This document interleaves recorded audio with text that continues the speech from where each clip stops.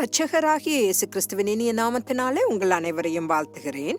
நம் வாழ்க்கையில் மனிதனால் உருவாக்கப்பட்ட கோட்பாடுகளை அகற்றுவதை பற்றி இன்று தியானிக்கலாம். மனிதனால் உருவாக்கப்பட்ட கோட்பாடுகள் வேதாகமத்தில் உள்ள கோட்பாடுகளுடன் பொருந்துவதில்லை. அவை 100% தவறானவை அல்லது பொய்யாக இருப்பதால் அவை யாரையும் காப்பாற்ற முடியாது. மனிதனால் உருவாக்கப்பட்ட கோட்பாடுகளை நம்பும் மக்கள் மனித கோட்பாடுகளை மறுத்ததற்காக கொல்லப்படுவதில்லை.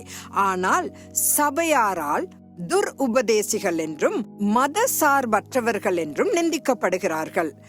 பொய்யான கோட்பாடுகளை நம்புபவர்கள் வேதாகமத்தின் அழியாத உண்மையை நம்புகிறவர்களை எப்போதும் துன்புறுத்துகிறார்கள், கொல்லுகிறார்கள் என்பது ஆரம்பத்திலிருந்தே குறிப்பிடப்பட்டுள்ளது. ஆதி சபை புனிதர்கள் கூட மனிதனால் உருவாக்கப்பட்ட தவறான கோட்பாடுகளை நம்பியவர்களால் கொல்லப்பட்டனர். கிறிஸ்தவர்களாகிய நாம் தேவனை தவிர வேறு எதையும் நமது பிதாவாக ஏற்றுக்கொள்ளக்கூடாது. சிருஷ்டி கர்த்தராகிய இயேசு கிறிஸ்து மனித ரூபம் எடுத்து மனித குலத்தை காப்பாற்ற சிலுவையில் மரித்தார். 2000 ஆண்டுகளுக்கு முன்பு அக்காலகட்டத்தில் ஜனங்கள் பேரரசர்களை சூரியனின் மகன் என்று அழைத்து தெய்வீகப்படுத்தினர். ஆயினும் ஆதி சபையின் விசுவாசிகள் ராயனை கடவுளாக ஏற்றுக்கொள்ளாமல் காணப்படாத தேவனாகிய சிருஷ்டி கர்த்தரை தங்கள் இரட்சகராக சேவித்து மரணத்தை ஏற்றுக்கொண்டனர். இயேசு கிறிஸ்துவில் உண்மையான நம்பிக்கையை வெளிப்படுத்தியவர்கள் உயிர் தியாகம் செய்தனர். ஆனால் பேரரசர்களை கடவுளாக வணங்கியவர்கள் கொல்லப்படவில்லை. யோவான் 19வது அதிகாரம் 14-15 வசனத்தில் பிலாத்து யூதர்களிடம் இயேசுவை காட்டி இதோ உங்கள் ராஜா என்று சொன்னபோது பிரதான ஆசாரியர் பிரதியுத்தரமாக ராயனே அல்லாமல் எங்களுக்கு வேற ராஜா இல்லை என்றார்கள். இன்றைய காலகட்டத்தில் சட்டவாதம், கண்மூடித்தனமான நம்பிக்கை மற்றும் தனிப்பட்ட ஈர்ப்பு ஆகியவை பிரபலமாக உள்ளன.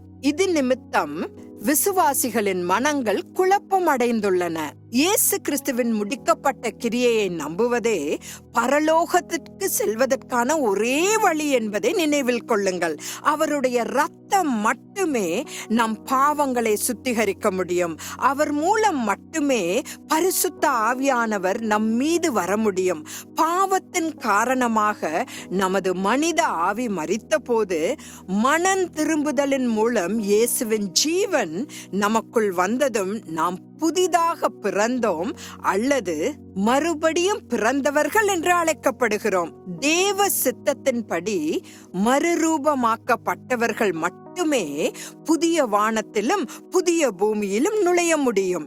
நாம் நமது பழைய பழக்க வழக்கங்களில் வாழ்ந்து கொண்டு இன்னும் ரட்சிக்கப்பட்டதாக கூற முடியாது. இன்று நாம் ஒரு முற்றிலுமாக ரட்சிப்படைந்து விட்டோம் என்று போதகர்கள் தவறாக பிரசங்கிக்கின்றனர்.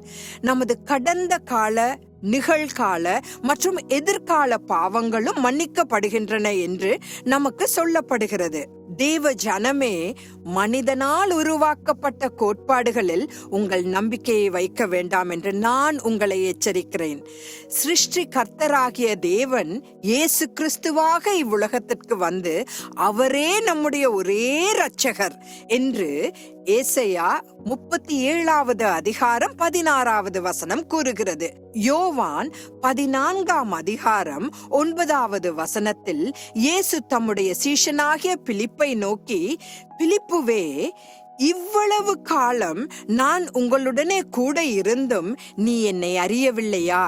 என்னை கண்டவன் பிதாவை கண்டான் என்றார்.